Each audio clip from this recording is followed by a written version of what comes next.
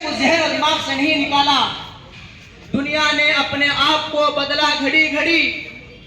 دنیا نے اپنے آپ کو بدلا گھڑی گھڑی. ایک اہل عشق ہے جہاں تھے وہی رہے. سامعین اکرام، تحریک آزادی کی پرخار وادی میں مسلمانوں بالخصوص علماء کے قدم لہو لہان ہوئے ہیں. جنگ آزادی کی تاریخ کا صفحہ صفحہ علماء کے خون سے رنگین ہے.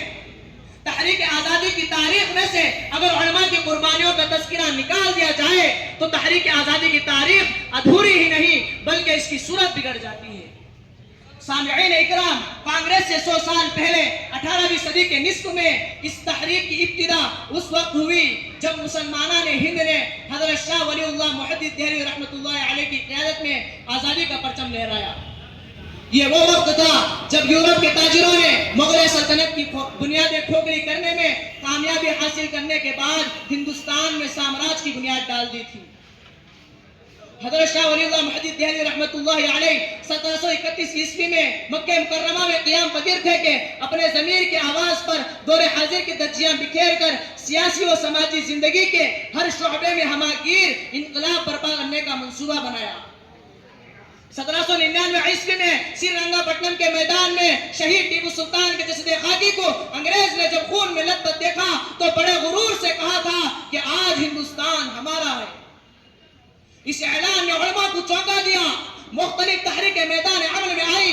1803 عیسوی میں سامراجی طاقتوں نے سازشوں کا جال بن کر جب ایسٹ انڈیا کمپنی کی حکومت قائم کر کے اعلان کیا کہ خلق خدا کی ملک بادشاہ سلامت کا حکم کمپنی بہادر کا، تو شاہ عبد العزیز محدث دہلوی رحمۃ اللہ علیہ نے جہاد کا فتویٰ جاری کرتے ہوئے فرمایا آج ہمارا ملک غلام ہو گیا. غلامی کو مٹانا اور حصول آزادی کے لیے جد و جہد کرنا ہمارا فریضہ ہے. رفتہ رفتہ یہ جد و جہد بڑھتی گئی. تحریک کا کام تیزی پر ہو گیا. مجاہدین کا کارواں بڑھتا گیا. سید شہید احمد رحمۃ اللہ علیہ کا دور آیا. آپ نے اس جد و جہد کی قیادت کو قبول فرمایا اور 1818 عیسوی سے 1821 عیسوی تک اس ملک کا دورہ کیا اور آزادی کی امنگ پیدا کی. پھر 1824 عیسوی میں اپنے دو جلیل القدر ارادت مندوں شاہ اسماعیل شہید اور مولانا عبد الحی رحمۃ اللہ علیہ اور دیگر مریدین کے ساتھ انگریز سے ٹکر لیتے رہے اور بالا کوٹ کے میدان میں جام شہادت نوش کیا. آگے بڑھیے. 1850 عیسوی میں دہلی کے 34 علماء کرام نے جہاد کا فتویٰ دے کر مجاہدین آزادی کے رگوں میں جوش و خروش کی لہر دوڑائی.